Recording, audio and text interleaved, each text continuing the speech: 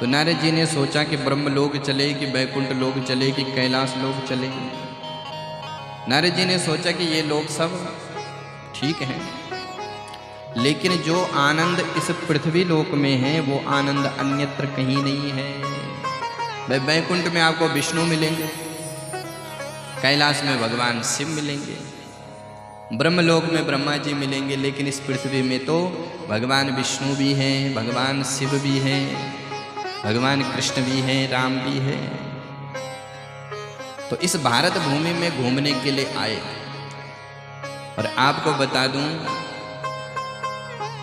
कि ये जो भारत भूमि है, पृथिव्याम सर्वदेशेषु भारतम परमोत्तमम, ये भारत देश बड़ा दिव्य है। इस भारत देश में ही भगवान के विविध अवतार भी होते हैं। जितने भी अवतार हैं 24 अवतार सब भारत में हैं। तो भगवान इस धरा पर आते हैं। तो नारद जी ने सोचा कि चलो, लोग विदेश जाते हैं, गौरवान्वित होते हैं, लेकिन भारत भूमि की महिमा शास्त्रों में है। नारद जी भारत में आए, खूब भ्रमण किया, पर कहीं सत्संग नहीं मिला। हर जगह शोषण, हर जगह खींचातानी।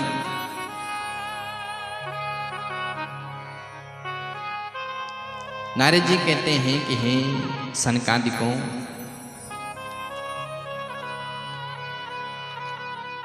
मैंने पूरी भारत भूमि का भ्रमण किया, लेकिन न मनस पुत्रक्षरम मना संतोष कारकम, मेरे मन को शांति नहीं मिली। सनकादिक कहते हैं कि तुम कहीं तीर्थों में जाओ। नारद जी कहते हैं मैं दिल्ली बम्बई थोड़ी गया, तीर्थों में ही गया। कहाँ कहाँ गए तो एक एक का नाम लिया। पुष्करम च प्रयागम च काशीम गोदावरीम तथा हरिक्षेत्रम कुरुक्षेत्रम श्रीरंगम सेतुवंदनम। इन सब तीर्थों में गया, लेकिन कहीं पर भी भगवान की चर्चा नहीं सुनी। हर जगह पाखंडवाद चल रहा है। फिर मैंने सोचा कि छोड़ो तीर्थों को, भी किसी संत के पास जाते हैं। पर संतः पाखंडः निरतो संता विरक्ता सपरिगृह, संतों में भी पाखंडता आ गई।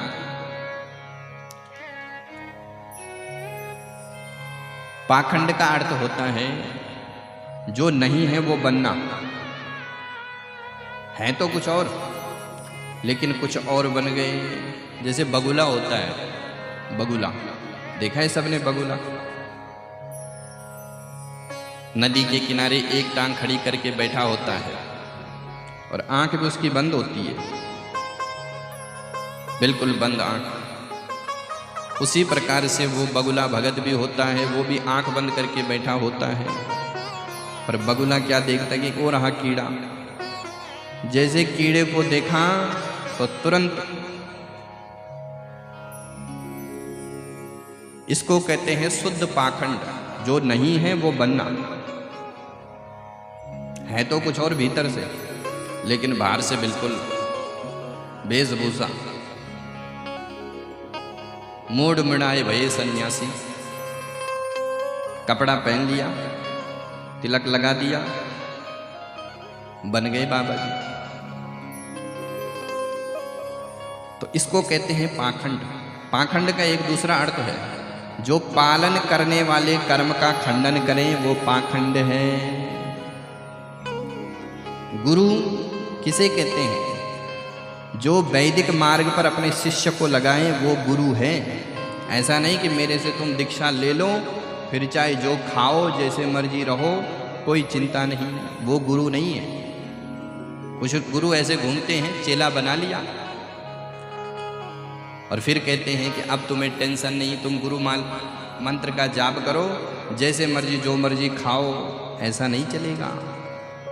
वैदिक मार्ग को जो छुड़वाता है वो गुरु नहीं हो सकता है, क्योंकि हमारा वेद कर्म है।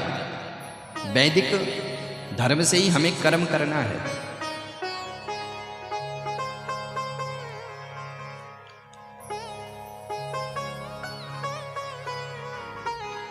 तो नारद जी कहते हैं महाराज, संतों में भी पाखंड की परिणति मैंने देखी। मैंने सोचा छोड़ो, संतों को भी गृहस्थों के यहाँ जाते हैं, पर वहाँ भी वही समस्या, तरुणी प्रभुता के श्यालको बुद्धिदायका। घर में किसका चलावा चल रहा है? जिसके पास थोड़ा बहुत धन है और वैभव यश है। बहू सास ससुर की सेवा कब तक करेगी? जब तक तिजोरी की चाबी सासू मैया के हाथ में है। और जहाँ सर्वाधिकार बहू को दिया तो बहू भी पति के कान भरती है, सुनो मैंने तुम्हारे लिए अपने माता पिता को छोड़ा, तुम भी इनकी छुट्टी करो। और घर में कोई कार्यक्रम होता है तो श्यालको बुद्धिदायका, साले साहब को फोन लगाया जाता है, मैं घर में पिताजी हैं उनसे सलाह ले लो। अच्छा, आजकल जो है सरकार वो माताओं की है। पहले पुरुष का चलावा चलता था, घर में कुछ हो तो पुरुष लोग निर्णय लेते थे, पर आजकल भाई सरकार बदल जाती है, अच्छी बात है, बदलनी भी चाहिए, पर जब सरकार बदलती है तो उनका मंत्रिमंडल भी बदल जाता है। पहले सलाहकार चाचा जी होते थे, ताऊ जी होते थे, पिताजी होते थे, दादाजी होते थे, पर अब सरकार बदल गई, माताओं की सरकार चली तो मंत्रिमंडल कौन हो गया? बोले ससुराल पक्ष वाले, श्यालको बुद्धिदायका। साले साहब से पूछा जाता है कि भैया कार्यक्रम रखा है, ऐसा करें। पर चलो अगर साला बुद्धिमान है तो सलाह लेने में कोई बुराई नहीं है, पर फिर उसके बाद भी दंपति नाम च कलकनम, पति पत्नी में दिन रात झगड़ा हो रहा है। क्यों? पहले बनते थे समधी। समधी का अर्थ कोई जानता है? समधी, समान जिनकी बुद्धि है, विचारधारा समान, शास्त्र उठना बैठना खान पान समान, चलो हम समधी बन जाते हैं, हम अपनी कन्या का विवाह तुम्हारे लड़के से कर लेते हैं, बन गए समधी। लेकिन आजकल महाराज अर्थ बदल गया। पहले बनते थे विचारों के आधार पर समधी, और आज बनते हैं धन के आधार पर।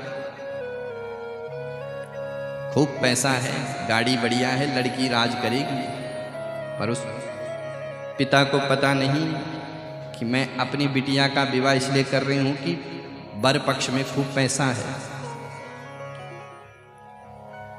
फिर वो कन्या जीवन भर रोती है।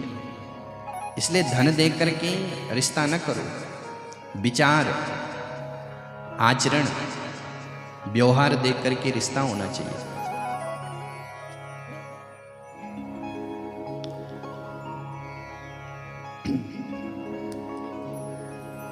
एक बार बारात जा रही थी